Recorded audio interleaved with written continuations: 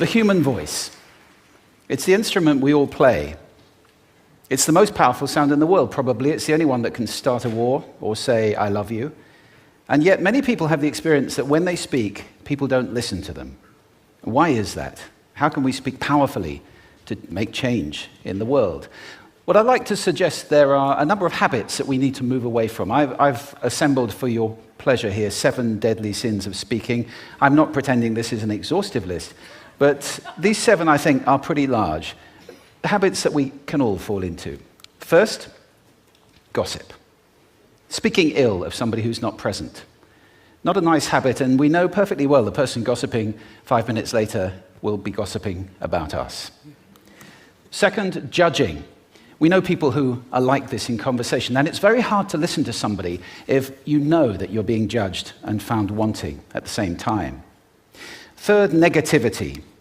You can fall into this. My mother, in the last years of her life, became very, very negative, and it's hard to listen. I remember one day I said to her, it's October the 1st today, and she said, I know, isn't it dreadful? It's hard to listen when somebody's that negative. And another form of negativity, complaining. Well, this is the national art of the UK. It's our national sport. We complain about the weather, about sport, about politics, about everything. But actually, complaining is viral misery. It's not spreading sunshine and lightness in the world. Excuses. We've all met this guy. Maybe we've all been this guy. Some people have a blame thrower. They just pass it on to everybody else and don't take responsibility for their actions. And again, hard to listen to somebody who's being like that. Penultimate, the 6th of the 7, embroidery, exaggeration. It demeans our language, actually, sometimes. For example, if I see something that really is awesome, what do I call it? And then, of course, this exaggeration becomes lying, out and out lying, and we don't want to listen to people we know are lying to us. And finally, dogmatism. The confusion of facts with opinions. When those two things get conflated, you're listening into the wind. You know, somebody is bombarding you with their opinions as if they were true. It's difficult to listen to that. So here they are, 7 deadly sins of speaking. These are things I think we need to avoid. But is there a positive way to think about this? Yes, there is. I'd like to suggest that there are 4 really powerful cornerstones, foundations, that we can stand on if we want our speech to be powerful and to make change in the world. Fortunately, these things spell a word. The word is hail, and it has a great definition as well. I'm not talking about the stuff that falls from the sky and hits you on the head.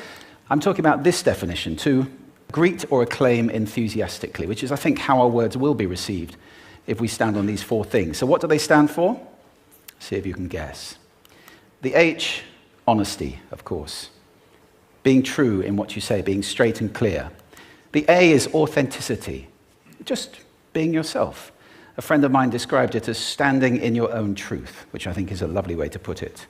The I is integrity, being your word, actually doing what you say, and being somebody people can trust.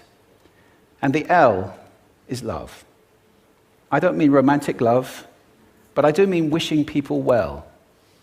For 2 reasons. First of all, I think absolute honesty may not be what we want. I mean, my goodness, you look ugly this morning. Perhaps that's not necessary. Tempered with love, of course, honesty is a great thing. But also, if you're really wishing somebody well, it's very hard to judge them at the same time.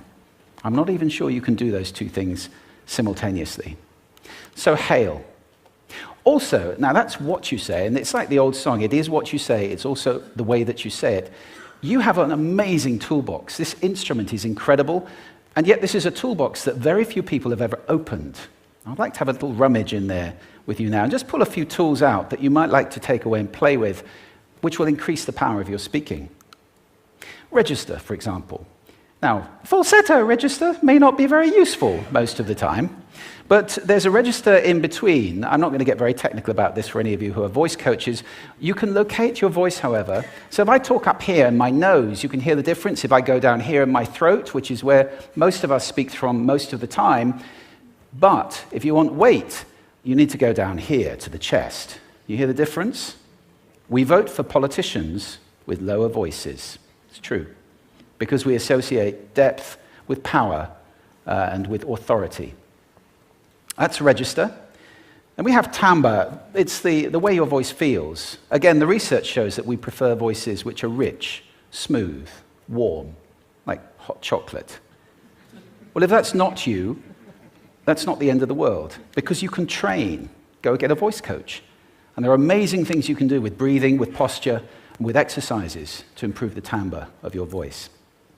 Then prosody. I love prosody. This is the sing-song, the meta-language that we use in order to impart meaning. It's route one for meaning in conversation. People who speak all on one note are really quite hard to listen to if they don't have any prosody at all. That's where the word monotonic comes from, or monotonous, monotone. Also, we have repetitive prosody now coming in, where every sentence ends as if it were a question, when it's actually not a question, it's a statement. And if you repeat that one over and over, it's actually restricting your ability to communicate through prosody, which I think is a shame. So let's try and break that habit. Pace. I can get very, very excited by saying something really, really quickly, or I can slow right down to emphasize. And at the end of that, of course, is our old friend, silence.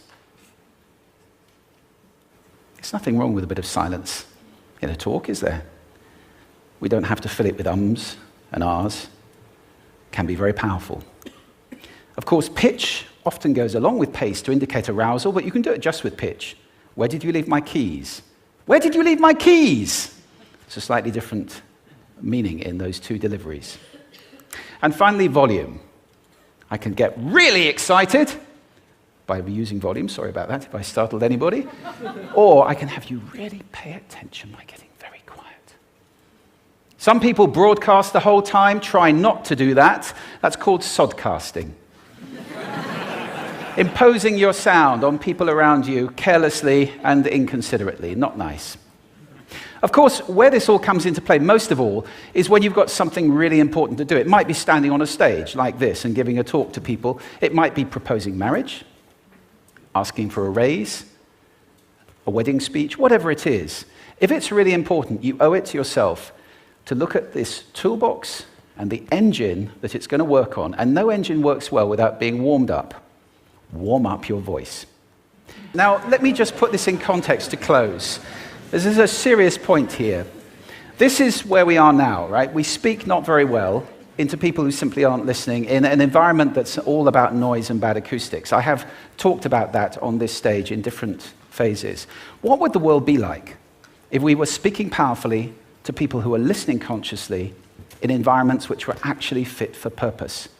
Or to make that a bit larger, what would the world be like if we were creating sound consciously and consuming sound consciously and designing all our environments consciously for sound? That would be a world that does sound beautiful, and one where understanding would be the norm. And that is an idea worth spreading. Thank you. Thank you.